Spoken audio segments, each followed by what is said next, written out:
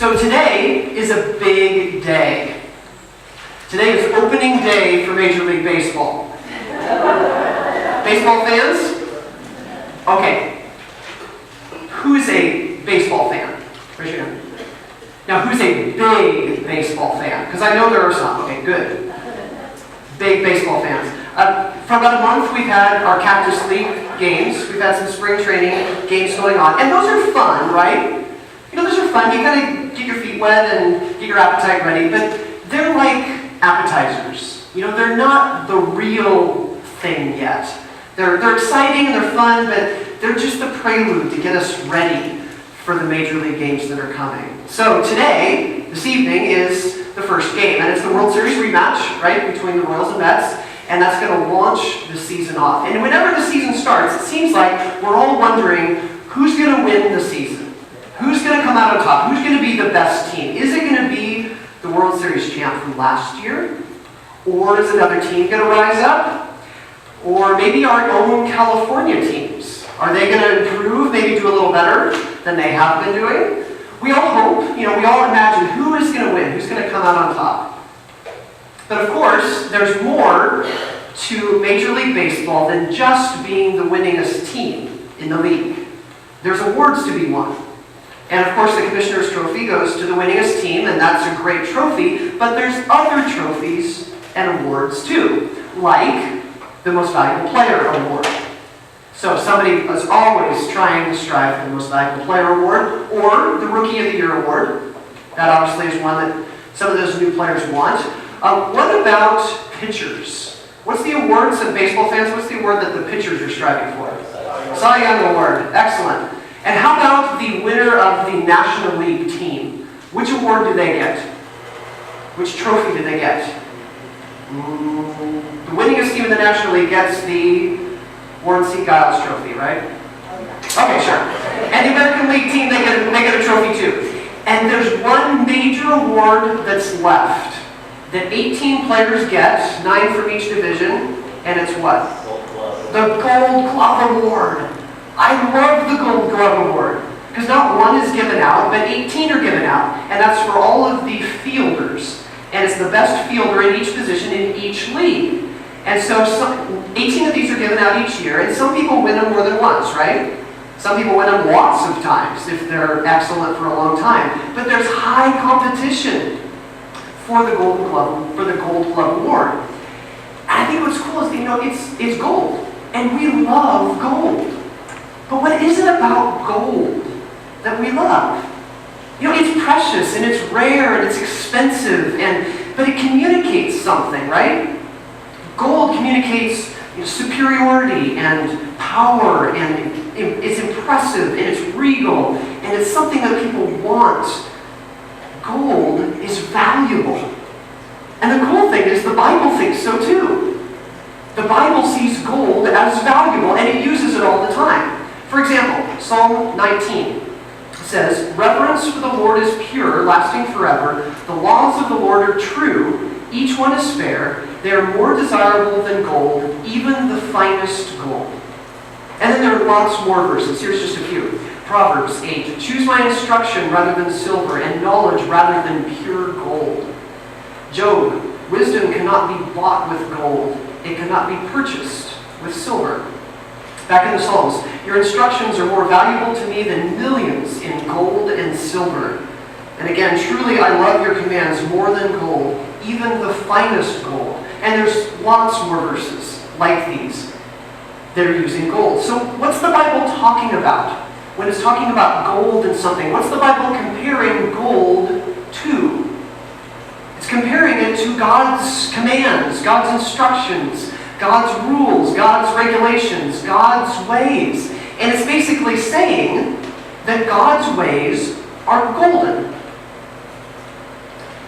Golden is how the Bible talks about God's ways. And golden is how God wants us to see God's ways. God wants us to see His ways as rare and precious and valuable and impressive and regal and all these kinds of ways that we generally see gold. God wants us to see God's ways as that kind of gold. God wants us to love God's ways so much that we see them as that kind of valuable, precious gold. So, I wonder, what if we did see God's ways as that gold? What if we knew God's ways as that gold? What would it be like if we lived like God's ways are that valuable and that gold? What would it change? What would it look like? Well, if there's ever a book in the Bible that is the golden book, I think it's Deuteronomy. Probably not the first one we'd think of, but I think it's Deuteronomy. Deuteronomy was one of the 5 books that people in the Old Testament, if we were Old Testament people, they were one of the 5 books that we would have on our bookshelf, or maybe scrolls that we'd have on our table. It was one of the books that described who God is and God's ways so that people could understand it. It was one of 5 precious books that they would call their Bible. They called it their Pentateuch, penta meaning 5, and it was just 5 books. That's all they had, and that's all it took to describe who God was and God's ways. This was their Bible. And the interesting thing about Deuteronomy is it's pretty much a summary. It's pretty much a review of everything that came before it. So in Genesis and Exodus and Leviticus and Numbers, there's all these things that happened, these things that God did, and these things that God said. And then in Deuteronomy, we get it all over again. It's a summary. It's a condensed version. The good parts are expanded. There's a few new things added, but it's pretty much a review of everything that happened before. So everything in Deuteronomy can be found in these other earlier books. So it's like the culmination or the summary or the ending of the story to them. And this was a valuable golden book. Interestingly, it's also just speeches. It's actually 3 speeches that Moses gave to the million-strong nation of the people of Israel right before he died. He actually dies toward the end of the book in the story. So it's his last will and testament, in a sense, for the people of Israel. And it's the things that if he wants them to do anything, he wants them to know these things that are in the book of Deuteronomy. So it's these several speeches that Moses gives to these people, all in summary form of things that they've learned and heard before. We're going to spend today and the next 4 Sundays looking at just a few chapters in the book of Deuteronomy, looking at what God wants us to know most about God and God's ways and what it means to follow God's ways together. If you are one of those people that likes to read ahead and know what's coming, we're only looking at chapters 4, 5, 6, and 7 in these next 5 weeks. So there's only 4 chapters to read, 4, 5, 6, and 7. So if you want to read ahead, if you want to be an overachiever, go wild. You're welcome to. 4, 5, 6, and 7. The thing is, these are like the most action-packed chapters in Deuteronomy because they have the 10 Commandments. They have the most popular prayer in the Old Testament. They have some of the most often quoted words and phrases and verses from the Old Testament that are in the New Testament. So there's lots of really familiar and valuable things in these chapters in Deuteronomy. And it forms so much of the foundation of our faith about following God and also about following Jesus. So, let's get to it. God's ways. What does it matter that God has certain ways? And what does it mean for us to follow those ways? And what does it mean if those ways are golden? Deuteronomy chapter 4, words in your bulletin or it's up on the screen, either way. And here's part of what Moses says. And now, Israel, listen carefully to these decrees and regulations that I am about to teach you. Obey them so that you may live, so you may enter and occupy the land that the Lord, the God of your ancestors, is giving you. Do not add or subtract from these commands I'm giving you. Just obey the commands of the Lord your God that I am giving you. Look, I now teach you these decrees and regulations just as the Lord my God commanded me, so that you may obey them in the land you are about to enter and occupy. Obey them completely, and you will display your wisdom and intelligence among the surrounding nations. When they hear all these decrees, they will exclaim, "How wise and prudent are the people of this great nation! For what great nation has a God is near to them, as the Lord our God is near to us whenever we call on him? And what great nation has decrees and regulations as righteous and fair as this body of instructions that I am giving you today?" So what word did you hear that keeps coming up again and again? What word did Moses repeat over and over in those verses? Obey. I mean, that thing we're so excited to do. Just obey. And I love how he says it. He says, right in the middle, he says, just obey the commands of the Lord your God that I'm giving you. I mean, I see Moses just saying, come on, just obey this stuff. And all this fine, just obey it. Like it's really simple. But he's saying, obey these things. Obey these commands, these regulations, these rules, these decrees, these ways, these laws, these words of God. There's all kinds of words that the Old Testament has for these things, these commands of God. And it uses them, these different words all over the place to say all these things that God has given you. Obey these things. And I think it's very easy to immediately, when we hear the word obey, go to the hard-nosed boss or the super strict parent or the really heavy-handed teacher who's looking at their employees or their students or their kids and just bearing down on them, saying, you must obey. Obey or else. If you don't, you're going to get something. Just obey at all costs. And that's not the obey that I hear in Moses.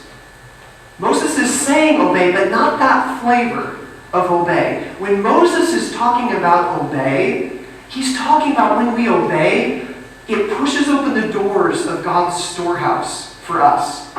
You know, when we obey, all of a sudden there's things that can happen that God can offer to us that wouldn't happen before that.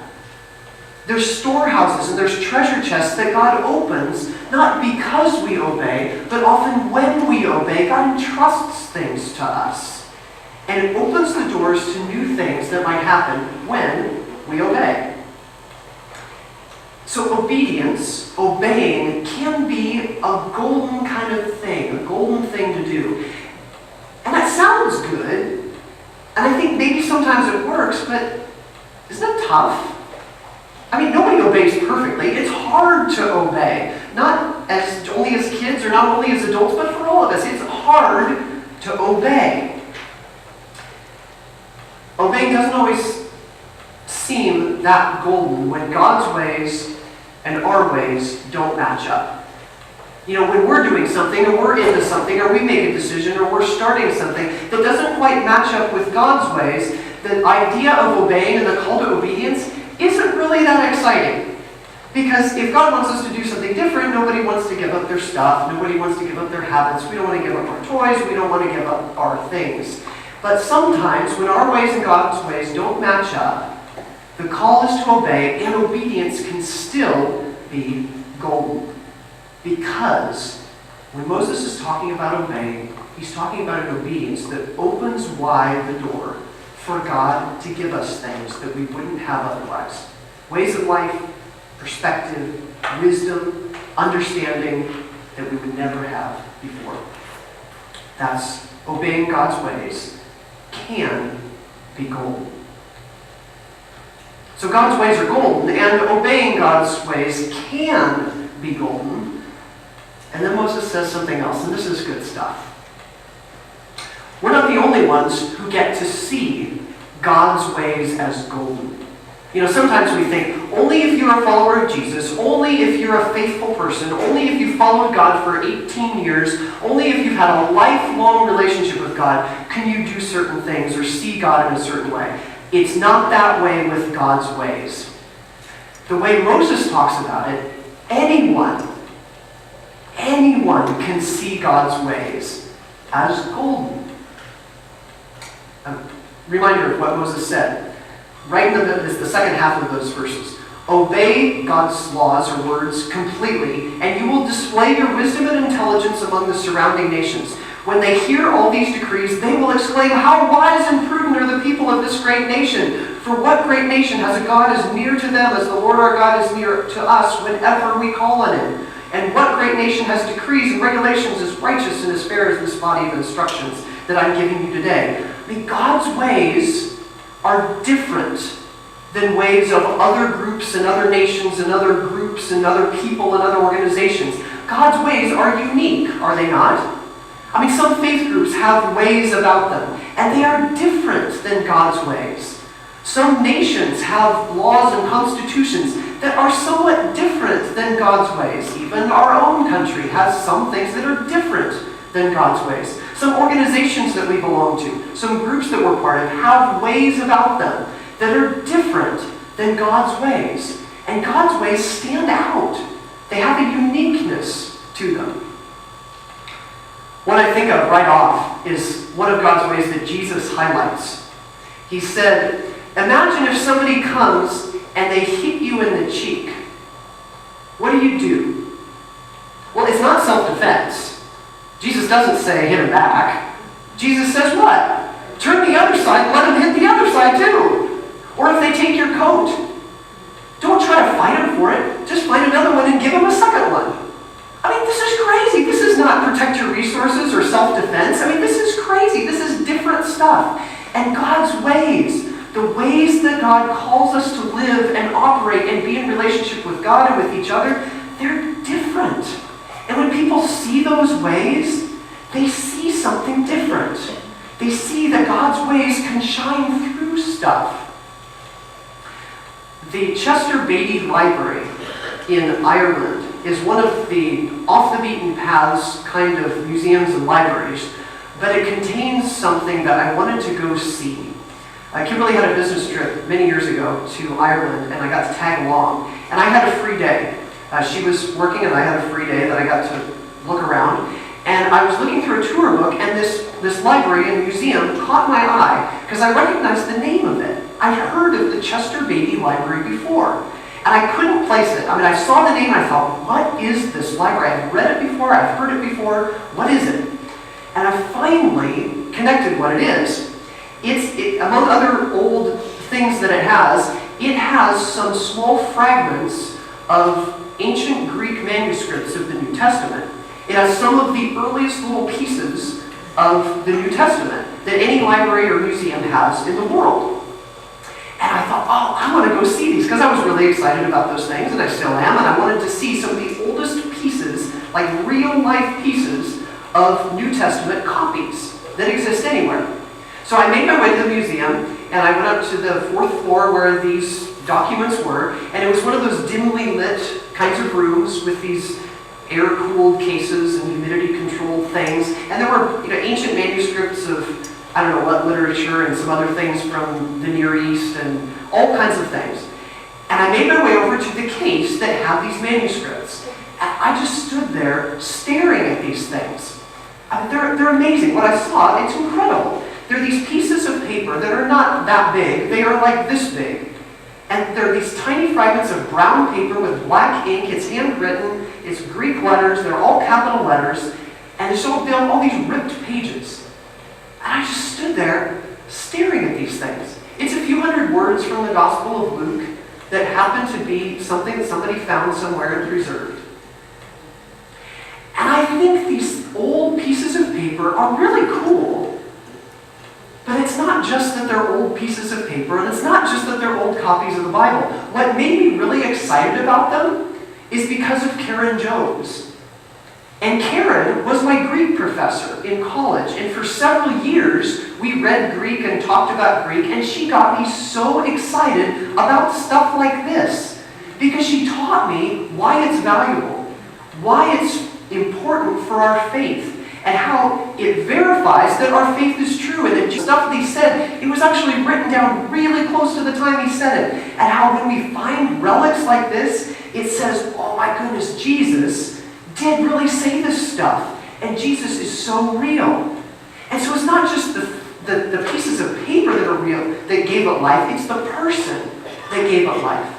And I think that's true with God's ways. God's ways are golden, but God's ways become extra golden when they shine through people. God's ways are golden when they come through, when they shine through people like you and me. When we live them out, when we live out God's ways and we practice God's ways as unique and strange and odd and other person serving as they are, when they shine through us, God's ways become golden to people and to the world. That's how they get it. That's how they see it. And we get the privilege of being able to show that God's ways are golden. God's ways are golden. Obeying God's ways can be golden. And God's golden ways shine through people like you and me. But of course, all that requires that we know God's ways. And what I mean by that is not that we memorize every law that's in the Old Testament, or we memorize every word that Jesus says, or we write them all down and put them in our pocket and we pull them out all the time, or that we check ourselves and make sure we're on point all the time with every one of God's hundreds and hundreds of laws. I mean, following those is important, but knowing God's ways is more like knowing a person. It's more like so internalizing who God is that we just live out and we practice God's ways. We become so familiar with God's ways that we just know how God would act and God would respond to things that happen in our lives. You know, as if somebody was to come up to us and ask our advice, that we would just know how God would respond to that. If there's a challenging question in our lives that we just don't know which way to go, the ways of God can fuel a response and help us understand, well, what do I do when that person acted like that? How do I respond to that? Well, God's ways teach us that. Back when God's laws were given and the Jewish people were trying to make sense of all these things, they created more and more ways of understanding them, and they wrote them down. And there are these series of books called the Mishnah and the Midrash. I mean, these things are shelves long. And there are tomes and tomes of writing about, well, what do we do in this situation? And what is God's rule about that? How does that apply to this? And they tried to articulate and write down how every situation can be responded to given the laws that God has given us. They tried to make sense of everything we would ever encounter. And of course, we can never do that. We can never possibly cover every situation and every event that might ever happen. Because it's about knowing a person. It's about knowing Jesus and knowing God and so understanding who they are that all of a sudden we live that way. I mean, God's golden ways can shine through us and lead us to obey and live a life that is the way that God needs us to live. So when we get to know God, we get to know God's ways. When we get to know Jesus, we get to know God's ways. When we live out God's ways, those ways shine through us. And the way that we talk about that at RiverCross is worshiping, connecting, and serving. You know, when we worship God, we thank God for God's ways. When we connect with each other, we hopefully grow in faith in ways where we understand who God is and the ways of God. And when we serve, we shine God's ways to the world. That's what Serve by Celia is all about in a few weeks. It's about God's ways welling up in us, and so we serve the world, and we show God's ways to the world. So, may we live out God's golden ways and shine those ways to our world. Let's pray.